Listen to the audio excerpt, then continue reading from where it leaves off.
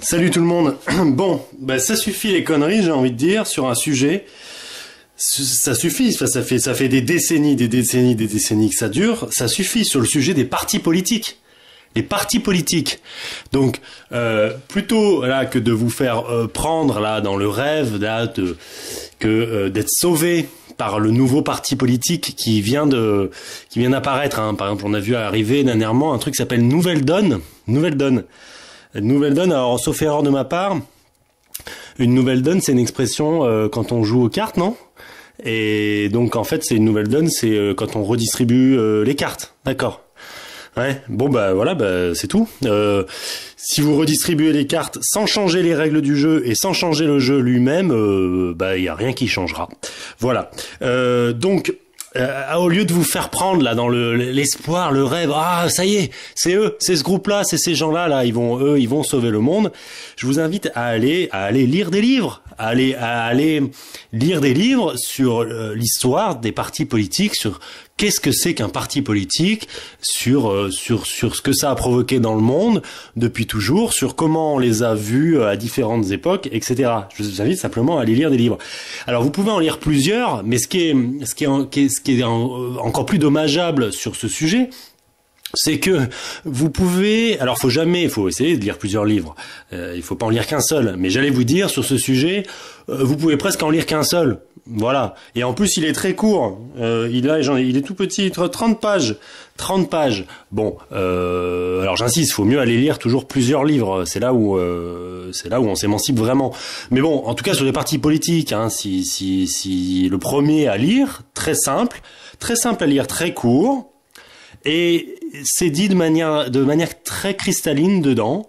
Et ensuite, bah normalement, si vous êtes d'accord avec Simone Veil, car c'est un livre de Simone Veil, ensuite vous allez arrêter, hein, vous allez arrêter de vous prendre les pieds dans le tapis des partis politiques, hein, parce qu'il y en a qui me disent. Moi, j'arrête pas d'orienter tout le monde vers ce petit livre. Des gens qui parlent sans cesse des partis politiques, puis ils me disent oui, Simone Veil, merveilleux, je connais bien sûr, j'ai lu. Oui.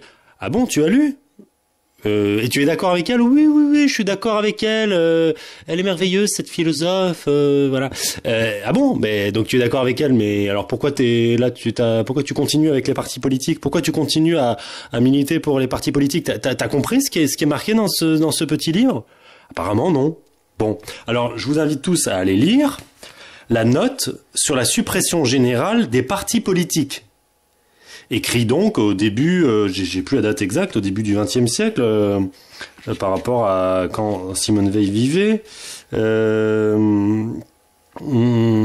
Écrit en 43, donc peu de temps avant sa mort, et publié en 1950 pour la première fois. Note sur la suppression générale des partis politiques, 30 pages. Donc je vais vous en donner des extraits, voilà, que moi j'ai relevés. Et puis je vous invite à diffuser ça partout. Voilà, je rappelle que à Athènes, dans la démocratie athénienne, qui est un des meilleurs exemples de démocratie directe qu'on connaisse, les Athéniens savaient très bien que les partis politiques étaient dangereux, ils s'en méfiaient, ça s'appelait des hétéries, et pour eux ça correspondait à une menace oligarchique, à des gens qui voulaient s'accaparer le pouvoir, à des gens qui voulaient faire tomber la démocratie. Donc ils s'en méfiaient, et ils avaient plein de techniques pour s'en méfier, et pour dire attention, là il y a un parti politique, il y a une hétérie, attention. Voilà, bon ça c'était à l'époque d'Athènes. Aujourd'hui, comme tout est à l'envers, hein, aujourd'hui tous les mots sont à l'envers, tous les concepts sont à l'envers. On a réussi de décennie en décennie à nous faire croire que que les partis politiques étaient la manifestation suprême donc de la vie démocratique, alors que c'est exactement l'inverse. Hein. Moi-même qui fais de la politique, donc qui combat les partis politiques, puisque je suis pour la démocratie, à chaque fois, comme je fais de la politique, on me demande quel est ton parti? Quel est ton parti? Bah non, je combats les partis politiques. Donc là, il y a une inversion totale de sens. Voilà. Alors la note sur la suppression générale des partis politiques de Simone Veil. L'idée de parti n'entrait pas dans la conception politique française de 1789, sinon comme mal à éviter. Alors effectivement, à la Révolution française, qui était d'ailleurs fortement imprégnée des idées de l'Athènes démocratique, eh ben on savait très bien que c'était un mal à éviter. Voilà, au moment de la Révolution française. Après, ça s'est perdu très rapidement. Le totalitarisme est le péché originel des partis politiques. Le mal des partis politiques saute aux yeux. Voilà, donc je vais vous égrener un certain nombre de pépites de Simone Veil de cette note générale sur la suppression des partis politiques. Y a-t-il en eux-mêmes une parcelle infinitésimale de bien? Ne sont-ils pas du mal à l'état pur, ou presque? Notre idéal républicain procède entièrement de la notion de volonté générale due à Rousseau. Mais le sens de la notion a été perdu presque tout de suite, parce qu'elle est complexe et demande un degré d'attention élevé. Quelques chapitres mis à part, peu de livres sont beaux, forts, lucides et clairs comme Le contrat social. On dit que peu de livres ont eu autant d'influence, mais en fait tout s'est passé et se passe encore comme s'ils n'avaient jamais été lus. Je dirais que c'est pareil pour la note sur la suppression générale des partis politiques, on a l'impression que personne ne l'a lu en fait. Alors je continue. S'il y a eu en 1789 une certaine expression de la volonté générale, bien qu'on eût adopté le système représentatif faute de savoir en imaginer un autre, c'est qu'il y avait eu bien autre chose que des élections. Tout ce qu'il y avait de vivant à travers tout le pays, et le pays débordait de vie, avait cherché à exprimer une pensée par l'organe des cahiers de revendication. Les représentants s'étaient en grande partie fait connaître au cours de cette coopération dans la pensée. Ils en gardaient la chaleur. Ils sentaient le pays attentif à leurs paroles, jaloux de surveiller si elles traduisaient exactement ses aspirations. Pendant quelque temps, peu de temps, ils furent vraiment de simples organes d'expression pour la pensée publique. Pareille chose ne se produisit jamais plus. Nous n'avons jamais rien connu qui ressemble même de loin à une démocratie. Dans ce que nous nommons de ce nom, jamais le peuple n'a l'occasion ni le moyen d'exprimer un avis sur aucun problème de la vie publique. Et tout ce qui échappe aux intérêts particuliers est livré aux passions collectives, lesquelles sont systématiquement, officiellement encouragées. Un parti politique est une machine à fabriquer de la passion collective. Un parti politique est une organisation construite de manière à exercer une pression collective sur la pensée de chacun des êtres humains qui en sont membres. La première fin est, en dernière analyse, l'unique fin de tout parti politique est sa propre croissance, et cela sans aucune limite. Par ce triple caractère, tout parti est totalitaire en germe et en aspiration. Ces trois caractères sont des vérités de fait, évidentes à quiconque s'est approché de la vie des partis. Il est ainsi inévitable qu'en fait le parti soit à lui-même sa propre fin. Il y a dès lors idolâtrie. La tendance essentielle des partis est totalitaire. C'est précisément parce que la conception du bien public propre à tel ou tel parti est une fiction, une chose vide, sans réalité, qu'elle impose la recherche de la puissance totale. S'il y a 3 membres de plus cette année que l'année dernière, ou si la collecte a rapporté 100 francs de plus, ils sont contents. Dès lors que la croissance du parti constitue un critère du bien, il s'ensuit inévitablement une pression collective du parti sur les pensées des hommes. Les partis sont des organismes publiquement, officiellement constitués de manière à tuer dans les âmes le sens de la vérité et de la justice. La vérité, ce sont les pensées qui surgissent dans l'esprit d'une créature pensante, uniquement, totalement, exclusivement désireuse de la vérité. Le mensonge, l'erreur, mots synonymes, ce sont les pensées de ceux qui ne désirent pas la vérité, et de ceux qui désirent la vérité et autre chose en plus.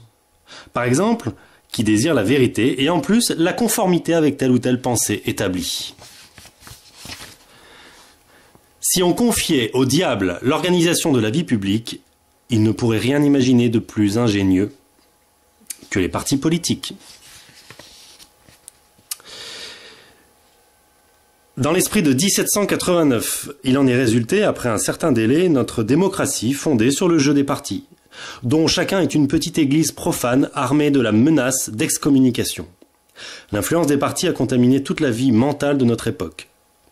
Un homme qui adhère à un parti a vraisemblablement aperçu dans l'action et la propagande de ce parti des choses qui lui ont paru justes et bonnes. Mais il n'a jamais étudié la position du parti relativement à tous les problèmes de la vie publique. En entrant dans le parti, il accepte les positions qu'il ignore. Ainsi, il soumet sa pensée à l'autorité du parti. Quand, peu à peu, il connaîtra ses positions, il les admettra sans examen. Si un homme disait, en demandant sa carte de membre d'un parti politique, « Je suis d'accord avec le parti sur tel point. Je n'ai pas étudié ses autres positions et je réserve entièrement mon opinion tant que je n'en aurais pas fait l'étude. » On le prierait sans doute de repasser plus tard. Sauf exception très rare, un homme qui entre dans un parti adopte docilement l'attitude d'esprit qu'il exprimera plus tard par les mots « comme monarchiste, comme socialiste, je pense que… » Et c'est tellement confortable. Car c'est ne pas penser, et il n'y a rien de plus confortable que de ne pas penser. La passion collective est l'unique énergie dont disposent les partis pour la propagande extérieure et pour la pression exercée sur l'âme de chaque membre. On avoue que l'esprit de parti aveugle, rend sourd à la justice, pousse même d'honnêtes gens à l'acharnement le plus cruel contre des innocents. On l'avoue, mais on ne pense pas à supprimer les organismes qui fabriquent un tel esprit. Cependant, on interdit les stupéfiants. Là, ce dernier paragraphe, c'est le cas de la majorité d'entre vous. Tout le monde est d'accord. Souvent, on tombe d'accord pour dire que c'est un mal, mais on continue. On n'a pas idée de dire tiens, et on pourrait les supprimer. Simone Veil nous dit donc la suppression des partis serait du bien presque pur. Elle paraît susceptible pratiquement que de bons effets. Les candidats diront alors aux électeurs non pas j'ai telle étiquette, ce qui pratiquement n'apprend rigoureusement rien au public sur leur attitude concrète concernant les problèmes concrets, mais je pense telle et telle chose à l'égard de tel grand problème. Combien de fois en Allemagne en 1932, un communiste et un nazi discutant dans la rue ont été frappés de vertige mental en constatant qu'ils étaient d'accord sur tous les points. Là, Simone Veil propose donc carrément une mesure pénale d'interdiction des partis politiques. Toutes les fois qu'un milieu tentera de se cristalliser en donnant un caractère défini à la qualité de membre, il y aura répression pénale quand le fait semblera établi. L'esprit de parti en était arrivé à tout contaminer. Les institutions qui déterminent le jeu de la vie publique influencent toujours dans un pays la totalité de la pensée à cause du prestige du pouvoir. Et on en est arrivé à ne presque plus penser dans aucun domaine.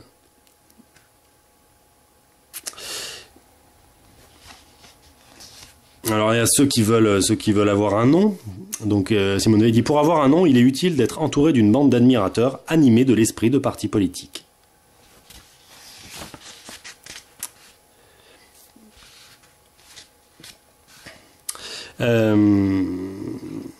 Presque partout, même souvent pour des problèmes purement techniques, l'opération de prendre parti, de prendre position pour ou contre, s'est substituée à l'obligation de la pensée. C'est là une lèpre qui a pris origine dans les milieux politiques et s'est étendue à travers tout le pays, presque à la totalité de la pensée.